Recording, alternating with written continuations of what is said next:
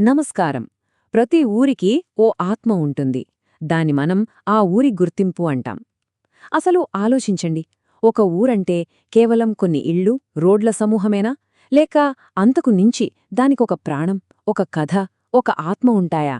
ఈ విశ్లేషణలో మనం ఆ ఆత్మ గురించే మాట్లాడుకోబోతున్నాం.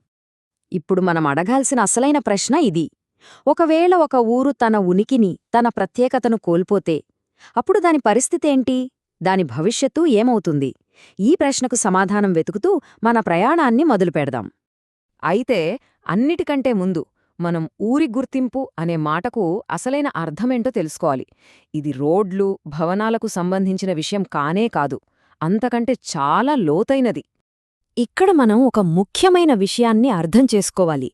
ఊరు అంటే కేవలం భౌతిక నిర్మాణాలు కావు. చూడండి, రోడ్లు, ఇల్లు, పేర్లు ఇవన్నీ ఊరికి ఒక శరీరం లాంటివి అనుకుంటే, గుర్తింపు అనేది దాని ఆత్మలాంటిది. ఆ ఆత్మ లేనప్పుడు కేవలం శరీరముండి ఏం ప్రయోజనం? మరి ఈ గుర్తింపు ఎలా వస్తుంది? అది ఆ ఊరి తరతరాల కథ, అక్కడి ప్రజలు పాటించే విలువలు, ఆ ఊరికోసం నిలబడిన మనుషులు, ఆ ఊరిని గుర్తుచేసే చిహ్నాలు, వీటన్నిటి కలయికే ఆ గుర్తింపు. ఇవేవీ లేనప్పుడు ఏ ఊరి పేరైనా సరే కేవలం కొన్ని అక్షరాల గుంపుగా మిగిలిపోతుంది, అంతే. మరి ఇంత విలువైన ఈ గుర్తింపు, అది ఎలా బలహీనపడుతుంది? ఎలా మెల్లగా కనుమరుగైపోతుంది? ఆ ప్రక్రియను కొంచెం లోతుగా చూద్దాం. ఇక్కడ మనం ఒకటి గమనించాలి. ఊరి గుర్తింపు అనేది ఒక తుఫానులా ఒక్కసారిగా వచ్చి మనల్ని కొట్టదు. అది మన కళ్ల ముందే, మనకు పెద్దగా తెలియకుండానే ప్రతిరోజూ కొద్దికొద్దిగా కరిగిపోతోంది. అందుకే ఆ ప్రమాదాన్ని మనం అంత తేలికగా పసిగట్టలేకపోతాం. గుర్తింపు బలహీనపడుతోంది అని చెప్పడానికి ఇవి 3 స్పష్టమైన సంకేతాలు.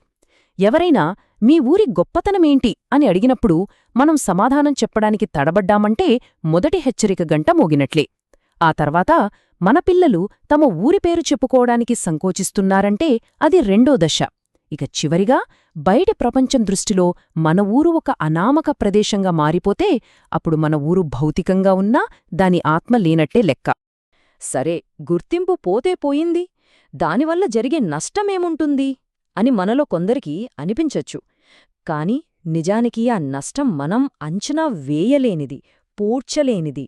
ఎప్పుడైతే గుర్తింపు పోతుందో ఊరిపట్ల ప్రేమ, అభిమానం క్రమంగా ఆవిరైపోతాయి. బతుకుదెరువు కోసం ఊరు విడిచినవారు మళ్లీ దానివైపు తిరిగి చూడరు. ఇది మన ఊరు, దీనికేదైనా చెయ్యాలి అనే బాధ్యత ఎవరికీ గుర్తుండదు. ఒకరికొకరు అండగా నిలబడాలనే స్ఫూర్తి కూడా చచ్చిపోతుంది. సమాజమనే ఆ పట్టు మెల్లగా సడలిపోతుంది. ఈ వాక్యం చాలా లోతైనది. గుర్తింపును కోల్పోవడమంటే డబ్బు లేకపోవడంలాంటి భౌతిక పేదరికం కాదు. ఇది ఆత్మలో, ఊరి ఉనికిలో ఏర్పడే ఒక పెద్ద ఖాళీతనం, దేనితోనూ నింపలేని ఒక శూన్యం. మరి ఈ పూడ్చలేని ఖాళీతనాన్ని, ఈ నష్టాన్ని నిజంగా మోసేది ఎవరు? దీని ప్రభావం ఎవరిమీద ఎక్కువగా పడుతుంది? బహుశా ఆ నష్టం యొక్క పూర్తి ప్రభావం ఈరోజు మనకు తెలియకపోవచ్చు. కాని రేపు మన పిల్లలు మనల్ని నిలదీస్తారు. ప్రతి ఊరికి ఒక కథ ఉంది కదా, మరి మన ఊరి కథేంటి, దాని ప్రత్యేకతేంటి అని వాళ్ళు అడిగినప్పుడు మన దగ్గర సమాధానం ఉండదు. ఆ జవాబు లేనితనం అనే భారాన్ని మోసేది మన తర్వాతీ తరం. సరే, ఇన్ని నష్టాలుండాయి కాబట్టి గుర్తింపు ఒక ఊరికి ఎందుకు అత్యవసరమో మనకు స్పష్టమవుతుంది. అది ఉంటే ఒక ఊరు ఎంత బలంగా నిలబడుతుందో ఇప్పుడు చూద్దాం.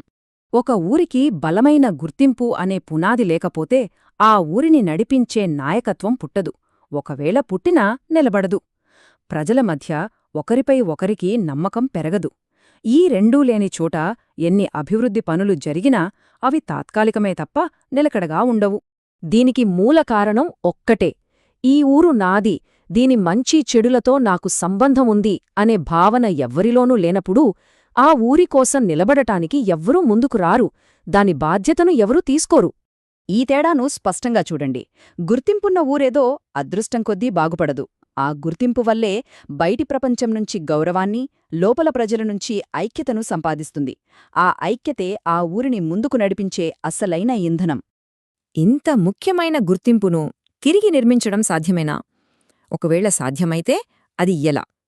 ఈ చివరి భాగంలో పరిష్కారం వైపు అడుగులేద్దాం. ఇక్కడ ఒక మంచి విషయమేంటంటే, ఊరి ఆత్మను తిరిగి బ్రతికించడానికి ప్రభుత్వ పథకాలు, కోట్ల రూపాయల నిధులు అవసరం లేదు. పరిష్కారం మన చేతుల్లోనే, చిన్న చిన్న పనుల్లోనే ఉంది.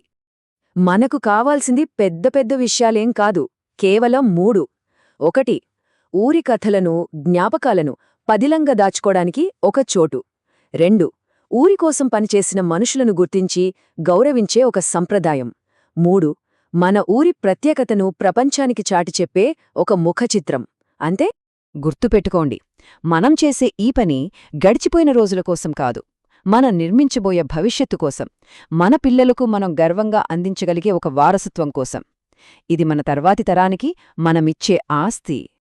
అందుకే మన ఊరి గుర్తింపును కాపాడుకోవడమనేది తీరిక ఉన్నప్పుడు చేసే పని కాదు. అది మన ఊరి ఉనికికి, మన పిల్లల భవిష్యత్తుకు అత్యవసరం. ఇది మన ముందున్న ఒక చాయిస్ కాదు, తప్పనిసరి బాధ్యత. ఎందుకంటే గుర్తింపు అనే ప్రాణం లేకపోతే ఒక ఊరు ఎవ్వరికీ చెప్పకుండా, ఏ చప్పుడూ చేయకుండా చరిత్ర పుటలల్లోంచి నిశ్శబ్దంగా కరిగిపోతోంది. దీన్ని ఆపాల్సిన బాధ్యత మనందరిది. ఒక్కసారి ఆలోచించండి.